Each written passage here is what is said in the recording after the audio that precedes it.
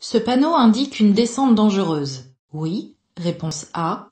Non, réponse B. J'utilise le frein à moteur. Oui, réponse C. Non, réponse D. Qu'indique la signalisation? Une descente dangereuse de 5%, ce qui signifie que le niveau descend de 5 mètres tous les 100 mètres. En descente, le poids du véhicule peut augmenter la vitesse. Pour garder le contrôle du véhicule, j'utilise le frein moteur. Bonne réponse A et C. Sur cette route, la circulation est interdite aux poids lourds, réponse A, aux engins agricoles, réponse B. La vitesse est limitée à 90 km/h, réponse C. À 50 km/h, réponse D.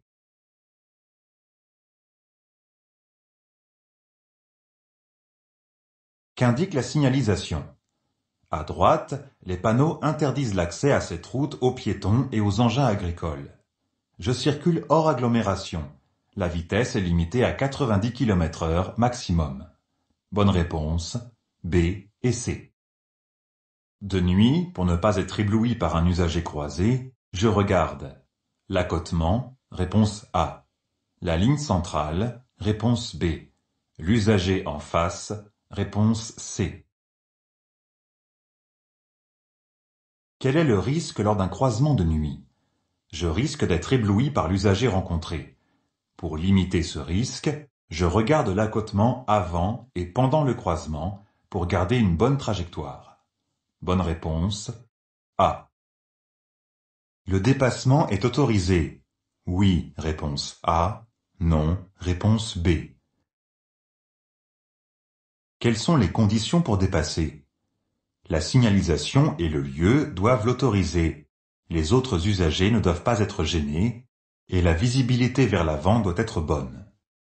La ligne blanche continue au sol interdit le dépassement. Bonne réponse B. Hors agglomération, la succession de virages commence à 150 mètres, réponse A, 2000 mètres, réponse B.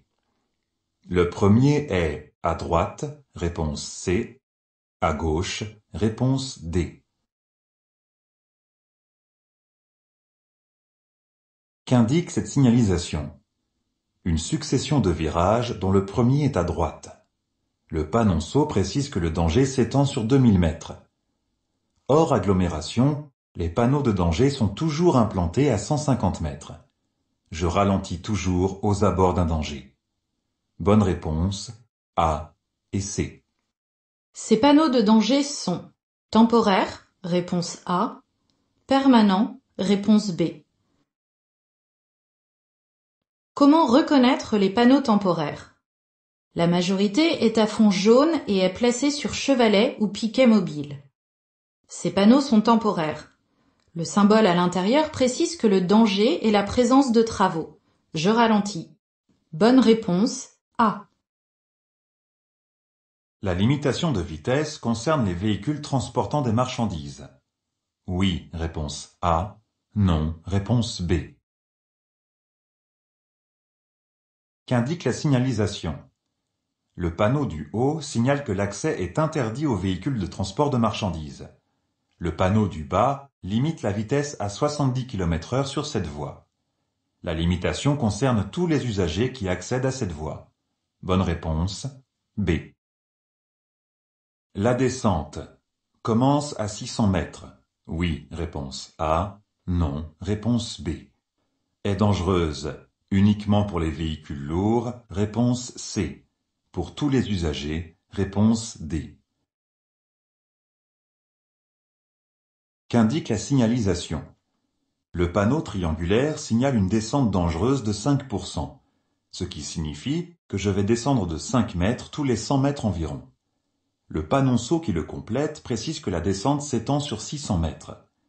Cette pente est dangereuse pour tous les véhicules, mais davantage pour les poids lourds à cause de leur masse importante. Bonne réponse B et D. La circulation est à double sens. Immédiatement, réponse A. À 50 mètres, réponse B.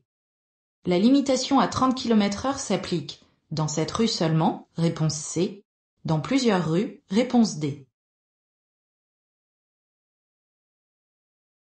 Qu'indique la signalisation?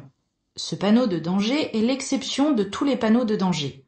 En effet, c'est le seul qui prend effet immédiatement. Il signale que la route est à double sens à partir du panneau. Le marquage au sol indique que la vitesse est limitée à 30 km/h dans cette zone.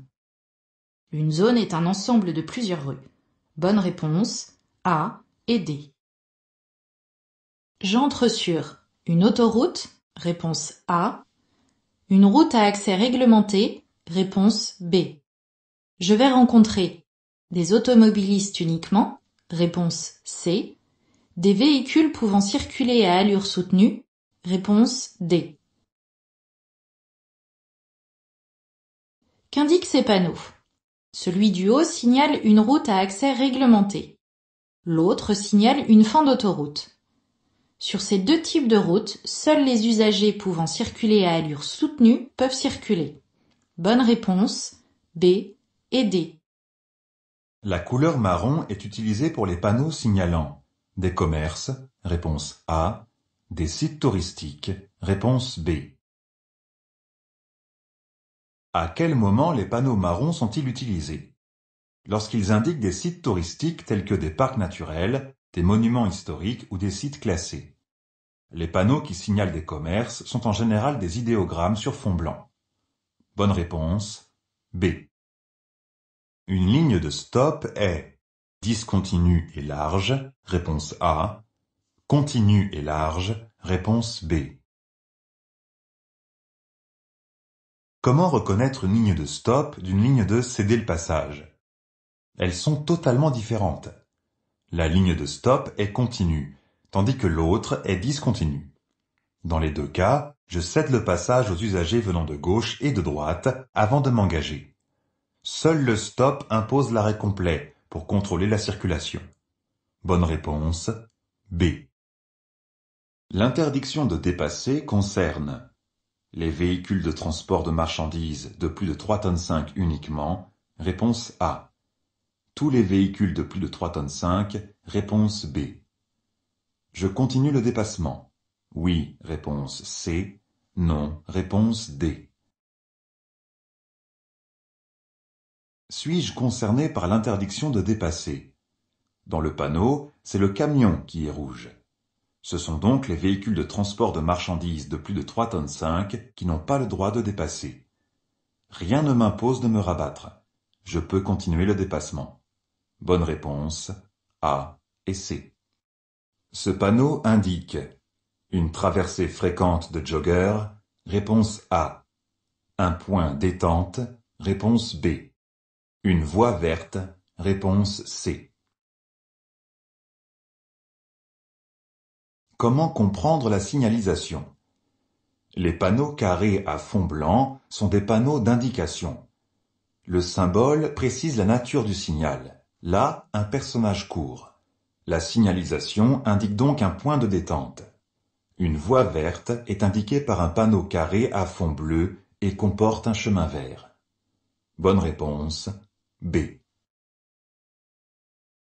Je passe, réponse A. Je m'arrête, réponse B. Qu'indique la signalisation? J'aborde une intersection réglée par un feu. Le feu est vert. Les feux stop du camion indiquent qu'il est arrêté. Je ne dois pas m'arrêter dans une intersection au risque de gêner la circulation. Je m'arrête au niveau du feu. Bonne réponse, B.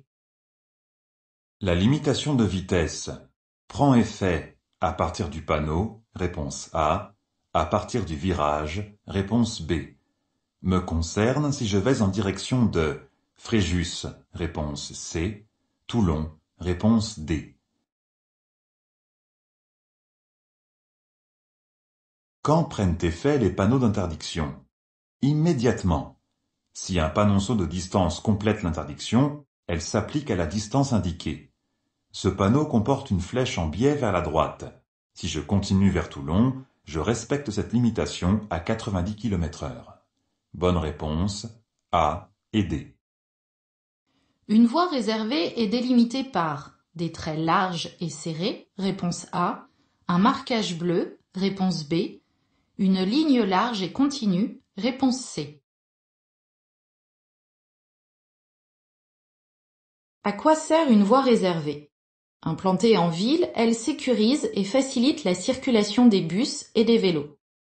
Sur voie rapide, elle sécurise la circulation des véhicules lents, maximum 60 km/h.